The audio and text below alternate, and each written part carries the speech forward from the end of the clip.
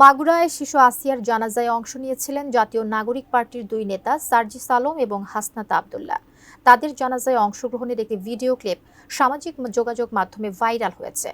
ভিডিওটিতে দেখা যায় একটি টেলিভিশনের সরাসরি সম্প্রচারের সময় ওই দুই নেতাকে উদ্দেশ্য করে গালাগাল করছেন চ্যানেলটির এক উপস্থাপিকা। এই ঘটনায় সংশ্লিষ্ট সংবাদকর্মী সহ ৩ জনকে চাকরিচ্যুত করা হয়। এবার ওই সাংবাদিকদের চাকরিচ্যুতির বিষয়ে মুখ খুলেছেন এনসিপি নেতা হাসনাত আব্দুল্লাহ। বিস্তারিত জানাচ্ছেন শিহাব ইসলাম। ধর্ষণের শিকার ছোট্ট আসিয়া বেঁচে থাকার লড়াইয়ে শেষ পর্যন্ত হার মেনেছে গতকাল। তার করুণ মৃত্যুর খবরে শোকের ছায়া নেমে আসে সারা দেশে। সমাজের বিভিন্ন স্তরের মানুষ তার প্রতি শেষ শ্রদ্ধা জানাতে জানাজায় অংশ নেন। জাতীয় নাগরিক পার্টির নেতা হাসনাত আব্দুল্লাহ ও সার্জিস আলমও সেখানে উপস্থিত ছিলেন। RICL TMX, যুগের পর যুগ স্থাপনা থাকে মজবুত। তবে এই শোকাবহ মুহূর্তে ঘটে যায় এক অনাকাঙ্ক্ষিত ঘটনা। জানাজার সরাসরি সম্প্রচারের সময় এক টেলিভিশন উপস্থাপিকা হাসনাত ও সার্জিসকে উদ্দেশ্য করে অশোভন মন্তব্য করেন। মুহূর্তেই সেই ভিডিও ক্লিপ ছড়িয়ে পড়ে সামাজিক যোগাযোগ মাধ্যমে, জানিয়ে সৃষ্টি হয় তীব্র বিতর্ক। বিষয়টি নিয়ে ব্যাপক সমালোচনার পরিপ্রেক্ষিতে সংশ্লিষ্ট সংবাদকর্মী সহ ৩ জনকে চাকরিচ্যুত করা হয়। সার্জিসরাও গেছে নাকি? শোরগুলা না গেলে কি আর না গেলে কি।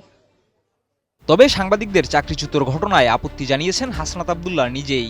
শুক্রবার মধ্যরাতে ফেসবুকে একটি পোস্টে হাসনাত আব্দুল্লাহ এখন টিভির ওই সাংবাদিকদের চাকরি ফিরিয়ে দেওয়ার আহ্বান জানান। পোস্টে তিনি বলেন, আমরা আন্দোলন করেছিলাম স্বাধীনভাবে মত প্রকাশের জন্য এবং আপনার এই গালির স্বাধীনতার জন্যই আমরা আন্দোলন করেছি। শুধু মত প্রকাশ নয়, দ্বিমত প্রকাশও অব্যাহত থাকুক।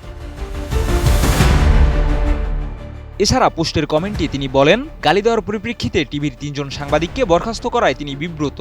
বলেন, রাজনীতিবিদদের স্বাধীনভাবে সমালোচনা করার অধিকার রক্ষার জন্যই আমরা আন্দোলন করেছি এবং এখনও করছি।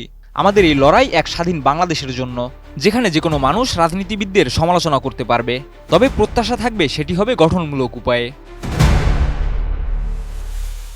হাসনাত আব্দুল্লাহ বলেন, মত প্রকাশের স্বাধীনতা রক্ষায় আমরা বদ্ধপরিকর, সেই মত আমার বিরুদ্ধে হলেও। এই মন্তব্যের মাধ্যমে তিনি সাংবাদিকদের স্বাধীনতার পক্ষে নিজের অবস্থান স্পষ্ট করেছেন এবং গণমাধ্যমের স্বাধীনতা ও প্রতিবাদের সুরক্ষা নিশ্চিত করার প্রতি তার দৃঢ় সমর্থন প্রকাশ করেছেন। শিহাব ইসলাম, ATN নিউজ।